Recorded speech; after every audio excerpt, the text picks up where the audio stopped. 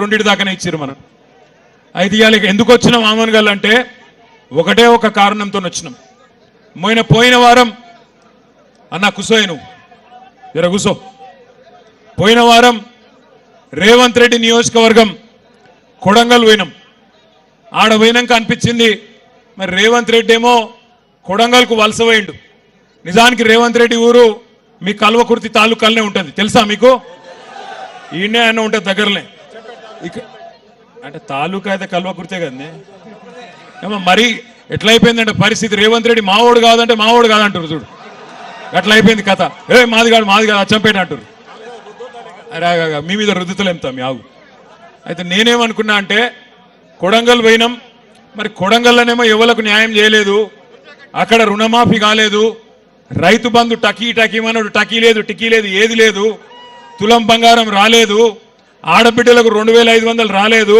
అదేవిధంగా ఏ ఒక్క 420 హామీలు ఇచ్చి దొంగ మాటలు చెప్పి నంగనాచి మాటలు చెప్పి గెలిచిండో ఒక్కటంటే ఒక్క పని సొంత నియోజకవర్గంలో చేయలేదు. మరి సొంత తాలూకా ఎక్కడనైతే పుట్టి పెరిగిండో, ఏ కల్వకుర్తి తాలూకాలనైతే పిల్లని చేసుకున్నాడో అత్తగారి కూడా ఇక్కడనేనట. మరి కనీసం అత్తగారి ఊళ్ళకి ఏమైనా చేసిండా, సొంత ఊరికి ఏమైనా చేసిండా అని చెప్పి అనుమానంతో ఇక్కడికి వచ్చినా. మీరు నాకు సమాధానం చెప్పాలి, నేను ప్రశ్న అడుగుతా, దయచేసి సమాధానం చెప్పాలి. రేవంత్ రెడ్డి గారు పిసిసి అధ్యక్షుడు ఉన్నప్పుడు ఎన్నికలకు ముందు ఒక మాట చెప్పిండు, మీరు 2 లక్షల రుణమాఫీ తీసుకోండి, నేను వస్తున్నా 2 లక్షల లోన్ తెచ్చుకోండి. కేసీఆర్ 1 లక్ష రూపాయల రుణమాఫీ చేసిండు. అట్లా అయినోళ్ళు రైతులు కూడా అర్జెంటుగా బ్యాంకు కురుకుండ్రి, నేను వస్తున్నా, రాగానే ఎంబడే డిసెంబర్ 9 నాడు సంతకం పెడతా, 2 లక్షల రుణం మాఫీ చేస్తా అని చెప్పిండు. ఇక్కడ ఒక్కసారి రుణమాఫీ అయిన వాళ్ళందరూ శైలా పట్టాల. అరే కొంతమంది కన్నా అయిందే, కాలేదా? కాని వాళ్ళందరూ శైలా పట్టాల గట్టిగా, కాలేదా? 2 లక్షల రుణం అయిందా కాలేదా? కాకపోతే గట్టిగా చెప్పాలి, కాలేదా? రాలేదా? రైతు బంధు వచ్చిందా? టకీ వడ్డాయా పైసలు? గట్టిగా చెప్పండి, వినబడతలేదు. రాలేదా? తులం బంగారం వచ్చిందా? రైతు కూలీలకు 12,000 వచ్చినాయా? ఏమొచ్చింది మరి ఇప్పటికి? 14-15 నెలలే. ఏమాయ్ కల్వకుర్తిలో రియల్ ఎస్టేట్ బాగున్నదా? అది కూడా వీకిందా? ఎందుకంటున్నా అంటే 1 కాదు 2 కాదు, ఇవాళ రాష్ట్రంలో గత 6 నెలల నుంచి అన్ని జిల్లాలు తిరుగుతున్నాం. మొన్ననే ఆదిలాబాద్ పోయినా, మహబూబాబాద్ పోయినా, నల్లగొండ పోయినా, పరిగి పోయినా, చేవెళ్ల నియోజకవర్గం పోయినాను. ఆఖరికి ముఖ్యమంత్రి రేవంత్ రెడ్డి సొంత నియోజకవర్గం కొడంగల్ పోయి ఈరోజు ఆమన్గల్కు మీ కల్వకుర్తికి ఇవాళ ఇక్కడికి వచ్చినాం. ఎందుకు వచ్చినామంటే కారణం ఒకటే, 10 ఏళ్లు కేసీఆర్ ఉన్నప్పుడు రైతు ఒక రాజులాగా ఎవ్వల దగ్గర చేయి జాపకుండా బ్రహ్మాండంగా బతికిన మాట వాస్తవం. అయితే గట్టిగా చప్పట్లతో కేసీఆర్ గారికి ధన్యవాదాలు చెప్దాం. 10 ఏళ్లు మోటార్లు గాలలే, 10 ఏళ్లు ట్రాన్స్ఫార్మర్లు వేలలే, 10 ఏళ్లు మీరు ఎవరి దగ్గరకు పోయి అప్పులు అడిగే పరిస్థితి లేకుండే. మీకు కాలం అయిందంటే, నాట్లేసే టైం వచ్చిందంటే బ్రహ్మాండంగా టింగుమని రైతు బంధు పడుతుండే. ఇక కేసీఆర్ టింగుమని రైతు బంధు వేసిండు కదా, నేను కూడా మళ్ళీ టింగు అంటే బాగుండదని రేవంత్ రెడ్డి కొత్త పదం పట్టుకున్నాడు, టకీమని పడతాయి అన్నాడు. ఇవాళ నేను అందుకే అడుగుతున్నా అందరినీ, టకీ లేదు టుకీ లేదు, ఏది దిక్కు లేదు. ఇప్పటికి మొత్తం తిరిగి నేను కూడా తెలుసుకుంటున్నా. జర వెనకాల ఒలిపెట్టకురా, నాకు దండం పెడతావు, ఆగురా భయ్ దండం పెడతా. పాల పైసలు రాలే, అర్థమైంది చెప్తావు, దండం పెడతావు. పాల పైసలు రాలేదట వెనకకెళ్ళి, 7 బిల్లులు రాలే, పాల రైతులకు కూడా రాలే అని చెప్తుండే తమ్ముడు వెనకకెళ్ళి. నేనేమంటున్నా అంటే దయచేసి ఒక్క మాట ఆలోచన చేయండి, మీరు ఆలోచన చేయండి జాగ్రత్తగా. రైతు బంధు కేసీఆర్ బిచ్చమేసినట్టు 10,000 ఇస్తున్నాడు, నేను 15,000 ఇస్తా అన్నాడు. ఇప్పటిదాకా కనీసం 10% మందికి కూడా రైతు బంధు వేయలే. రైతు రుణమాఫీ 2 లక్షలు ఎగ్దం ఒకటేసారి చేస్తా, నేను గద్దెకి కుసోంగానే మొదలు సంతకం పెడతా, సోనియమ్మ జన్మదినం అన్నాడు. మరి సోనియమ్మ జన్మదినం 2 సార్లు అయిపోయింది ఈయన గద్దెనెక్కినాక, కానీ ఇప్పటి వరకు చారాన కూడా రుణమాఫీ చేయలే. బోనస్ అన్నాడు, 500 బోనస్ వచ్చిందా?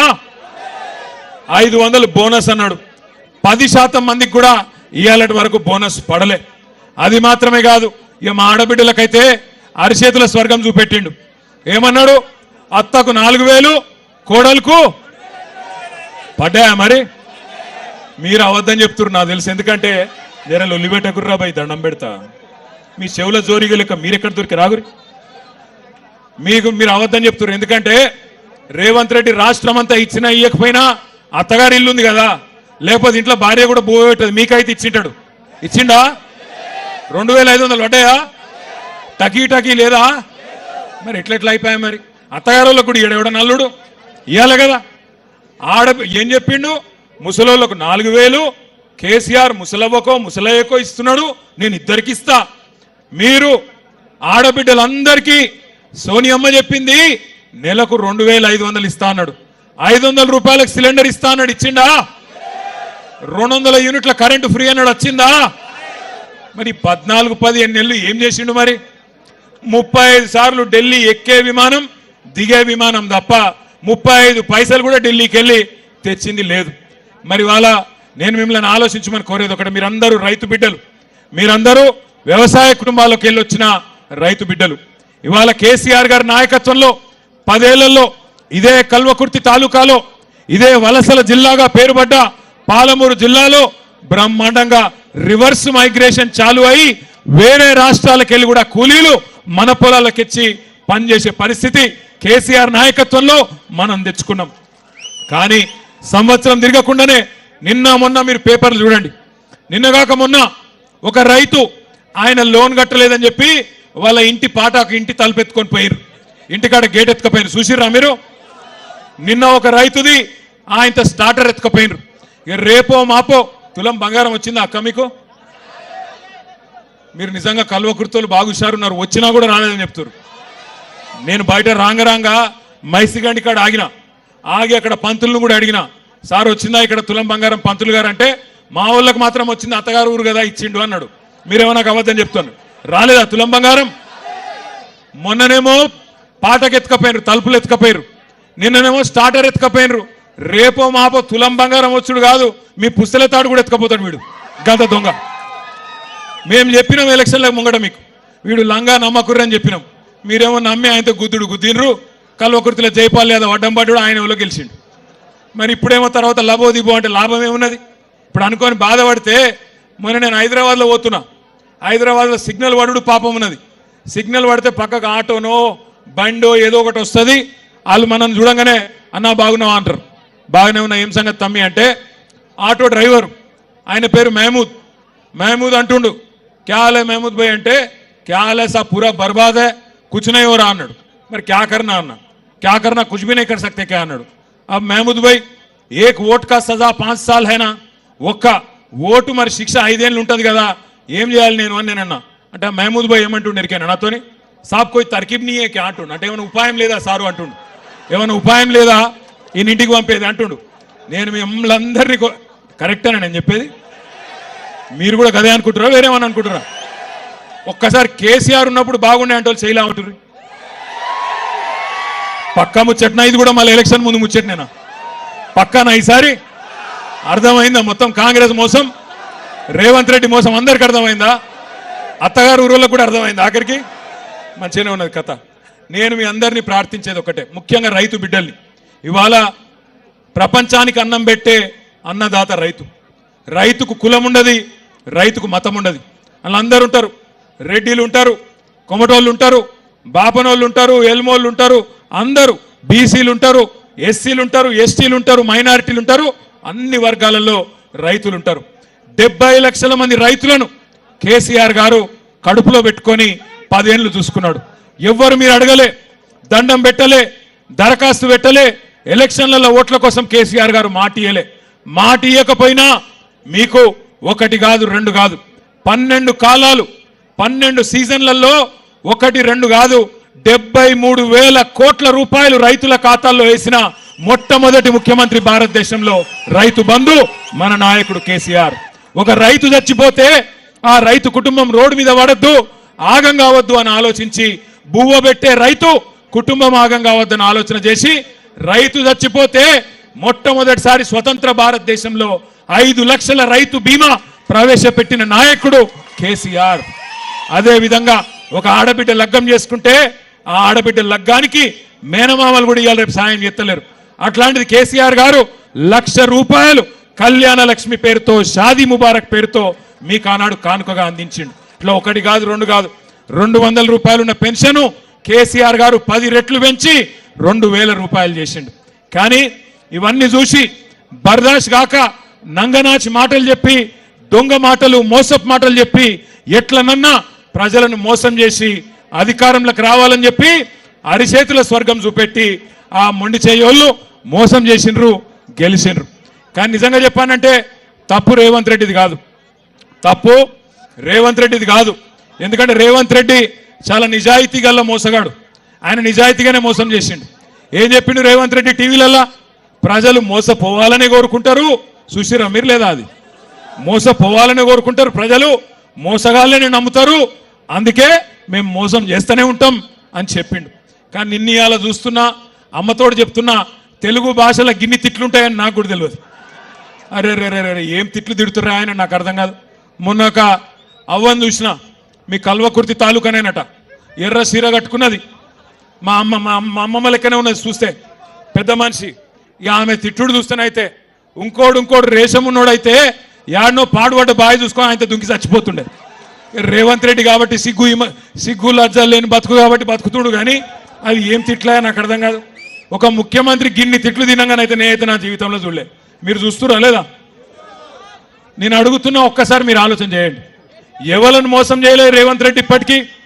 కులగణన అన్నాడు, 42% రిజర్వేషన్ అన్నాడు, బీసీలను మోసం చేసిండు. రైతులకు రుణమాఫీ అన్నాడు, 10,000 కాదు 15,000 అన్నాడు, వాళ్ళని మోసం చేసిండు. రైతు కూలీలు 12,000 ఇస్తా అన్నాడు, మరి ఇలా వాళ్ళకు మోసం చేసిండు.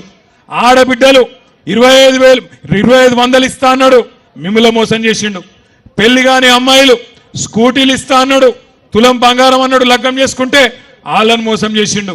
ఆఖరికి ఈరోజు ఎట్లా అయిపోయింది పరిస్థితి అంటే, ఈ రాష్ట్రంలో ఒక దిక్కు ఆటో డ్రైవర్ల ఆత్మహత్యలు, ఇంకో దిక్కు చేనేత కార్మికుల ఆత్మహత్యలు, ఇంకో దిక్కు రైతులు. ఇప్పటి వరకు ఈ 420 రోజుల 420 పాలనలో 430 మంది రైతులు ఇప్పటికే ఆత్మహత్య చేసుకున్న ఒక దుర్మార్గమైన పరిస్థితి కాంగ్రెస్ పాలనలో ఉన్నది. అది మాత్రమే కాదు, ఇప్పుడు మా సోదరులు ఆర్ఎస్ ప్రవీణ్ కుమార్ గారు చెప్పినట్టు మన పిల్లలు బాగుండాలి, వాళ్ళు బాగా చదువుకోవాలి, విదేశాలకు పోవాలి, ప్రపంచంతో పోటీ పడే బిడ్డలుగా తయారు కావాలని చెప్పి మన నాయకుడు కేసీఆర్ గారు కొత్తగా తెచ్చుకున్న తెలంగాణలో 1022 గురుకుల పాఠశాలలు పెట్టి ఒక్కొక్క పిల్లోడి మీద ₹1,20,000 సంవత్సరానికి ఖర్చు పెట్టి వాళ్ళను ఐఐటీలు, ఐఐఎంలు, ఎన్ఐటీలు, నీటులు, గత పెద్ద పరీక్షలలో పాస్ అయ్యేటట్టు వాళ్ళ కోసం ఎస్సీ, ఎస్టీ, బీసీ, మైనారిటీల కోసం గురుకుల పాఠశాలలు పెడితే ఈ సన్నాసికి అవి కూడా నడిపస్తలేదు. ఇప్పటికీ 56 మంది బంగారు లాంటి పిల్లలు ఇవాళ ఆత్మహత్య చేసుకునే పరిస్థితి గురుకుల పాఠశాలల్లో దాపురించింది. అంటే ఎంత దరిద్రంగా, ఎంత నికృష్టంగా కాంగ్రెస్ పాలన ఉందో దాన్ని బట్టే మీరు అర్థం చేసుకోవచ్చు. మీ అందరితో నేను కోరేది ఒకటే, ఇంకా ఎలక్షన్లు చాలా దూరం ఉన్నాయి, దానికి ఇప్పుడేం తొందర లేదు. కానీ మనం ఎప్పటికప్పుడు జాగ్రత్తగా ఉండకపోతే, ఎప్పటికప్పుడు చైతన్యవంతంగా ఉండకపోతే మోసం జరుగుతుంది. నేను రైతన్నలందరికీ కూడా విజ్ఞప్తి చేస్తా ఉన్నా, చూస్తుంటే బాధ అనిపిస్తా ఉన్నది. నిన్న చూసిన నేను ఒక రైతు ఇక్కడనే నాగర్ కర్నూలు జిల్లాలో రుణమాఫీ గాక బ్యాంకు ముంగటికి పోయి, నాగర్ కర్నూలు తాలూకాలో చందు అనే రైతు ఆయన బండిని తీసేవి ఆ బ్యాంకు ముంగట్నే కాలబెట్టి నిరసన చెప్పిండు. మొన్న ఒక నెల రోజుల కిందట ఆదిలాబాద్లో జాదవ్ రావు అనే రైతు బ్యాంకుకు పోయిండు, తిరిగి బేజారయ్యి ఆఖరికి బ్యాంకులోనే ఎండ్రిని దాగి ఆత్మహత్య చేసుకున్నాడు. మేడ్చల్లో ఒక రైతు సురేందర్ రెడ్డి ఆయన పోయి వ్యవసాయ శాఖ కార్యాలయంలోనే, వ్యవసాయ శాఖ ఆఫీసులనే తిరిగి బేజారయ్యి, ఇక రుణమాఫీ కాదు, రైతు బంధు రాదు, ఈ దరిద్రంతోని, ఈ దరిద్రపు పాలనలో ఏది కాదు అని చెప్పి అక్కడనే సురేందర్ రెడ్డి కూడా ఆత్మహత్య చేసుకున్నాడు. ఒక దిక్కు రైతులు, ఇంకో దిక్కు నేత కార్మికులు, ఇంకో దిక్కు ఆటో డ్రైవర్లు, గురుకుల పాఠశాలల్లో విద్యార్థులు, ఆఖరికి నిన్న ఇయ్యాల మన వేణుగోపాల్ రెడ్డి అనే ఒక తమ్ముడు రియల్ ఎస్టేట్ చేసుకొని బతుకుతుండే రియల్ ఎస్టేట్ ఏజెంట్, ఆయన కూడా ఆత్మహత్య చేసుకున్నాడు. అట్లే నిన్న ఇంకో తమ్ముడు మహేశ్వరం నియోజకవర్గం దగ్గరలో అనుకుంటా ఆయన ఆత్మహత్య చేసుకున్నాడు. ఇవాళ ఈ దరిద్రపు పరిపాలనలో ఏ ఒక్క వర్గం కూడా సంతోషంగా లేదు. రేవంత్ రెడ్డి గారు ఇప్పటి వరకు మోసం చేయని వర్గం అంటూ ఏది లేదు. నేను మీ అందరినీ ప్రార్థించేది ఒకటే ఒక్కటి, దయచేసి మళ్ళీ మోసపోవద్దు. 15,000 అని చెప్పిండా లేదా రైతు బంధు? ఇప్పుడు మళ్ళా 12,000 అని దానిలో కూడా కటింగ్ పెడతా ఉన్నాడు. మీరు యాది పెట్టుకోండి, రేవంత్ రెడ్డి ప్రభుత్వం వచ్చినాక ఇప్పటి వరకు రూపాయి కూడా రైతు బంధు వేయలే.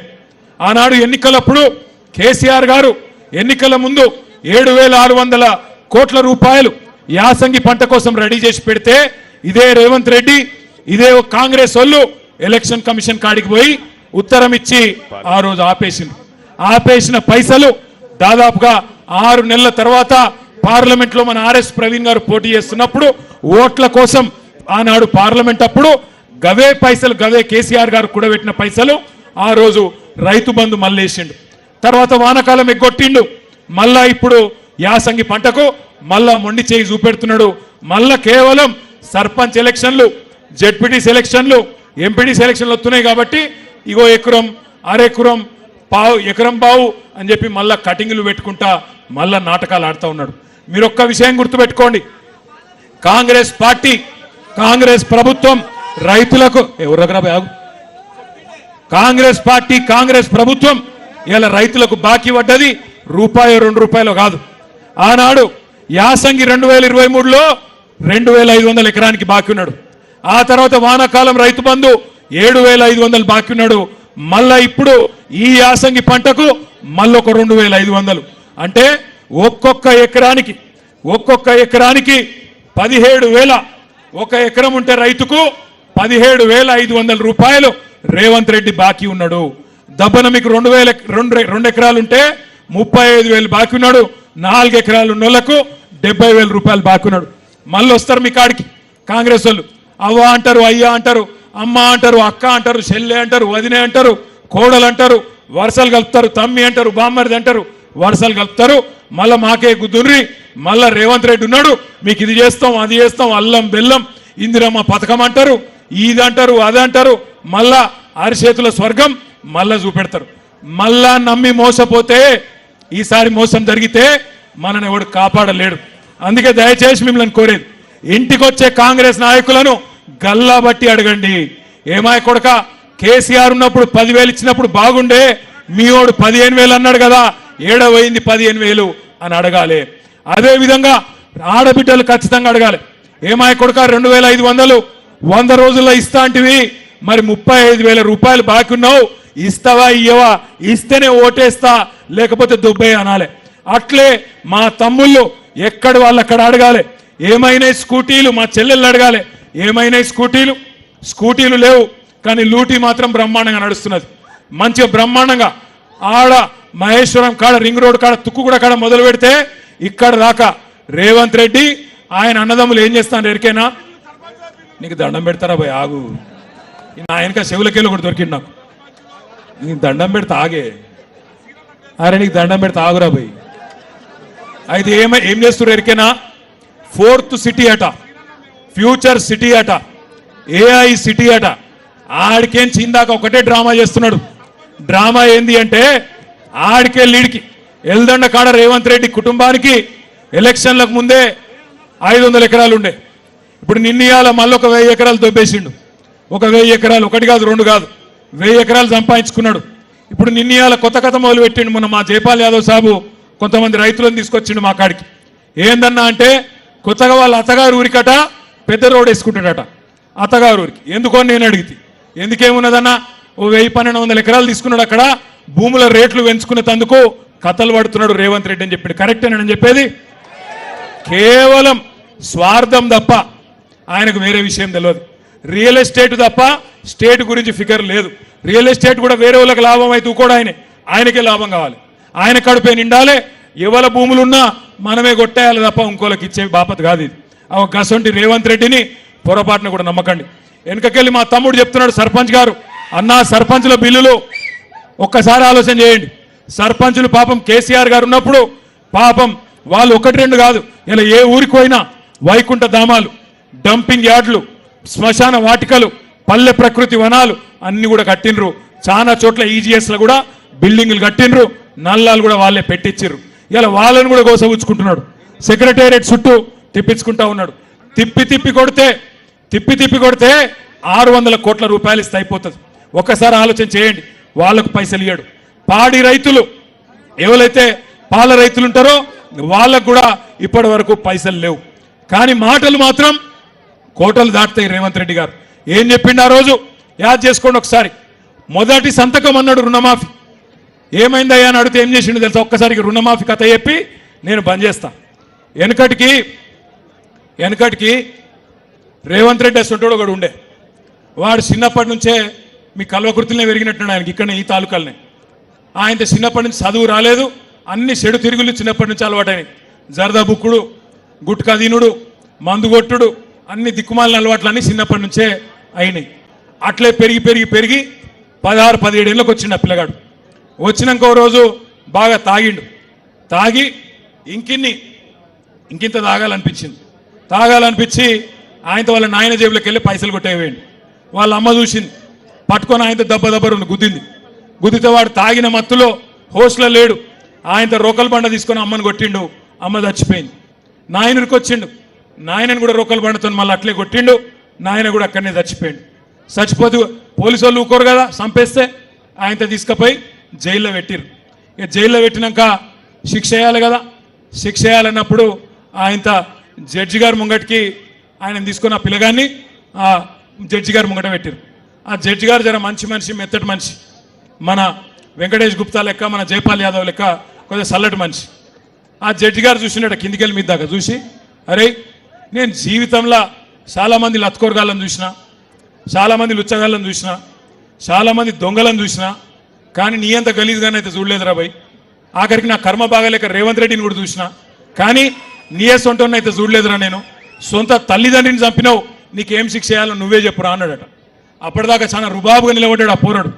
కానీ జడ్జి గారు అడగంగానే 2 చేతులు కట్టుకొని, అయ్యా నేను తల్లిదండ్రులు లేని అనాథను సార్, నన్ను ఇడిచిపెట్టి సార్ అన్నాడట. ఇలా రేవంత్ రెడ్డి కథ కూడా కట్లే ఉంది. నిన్న మొన్నటి దాకానేమో మీకు చెప్పే రుణమాఫీ చేస్తా, మొదటి సంతకం పెడతా అన్నాడు. సెక్రటేరియట్ పోయిండు. ఏమంటాడు ఆడపోయి, ఇక్కడ లంకె బిందెలు లేవు, లంకె బిందెలు ఉంటాయనుకొని వచ్చిన. లంకె బిందెల కోసం ఎవరు తిరుగుతారమ్మా? ఎవరు అర్ధరాత్రి తువాల కప్పుకొని తటపార తీసుకొని ఎవరు తిరుగుతారు లంకె బిందెల కోసం? మీరు మెల్లగా చెప్తారు, తెలియదా కలకుర్తిలా? దొంగలు తిరుగుతారు. ఒక దొంగ మాటలు చెప్పి రైతులను మోసం చేసి, ఆడోళ్ళను మోసం చేసి, పిల్లల్ని మోసం చేసి, అన్ని వర్గాలను మోసం చేసిన రేవంత్ రెడ్డికి బుద్ధి చెప్పే కార్యక్రమం ఆయన అత్తగారి ఊరు నుంచే, ఆయన అత్తగారి నియోజకవర్గం నుంచే, ఆయన సొంత తాలూకా నుంచే, కల్వకుర్తి నుంచే ప్రారంభం కావాలి. ఈరోజు బ్రహ్మాండంగా ఇక్కడికి హాజరై రైతు దీక్షను విజయవంతం చేసిన మీ అందరికీ ఒకసారి శిరస్సు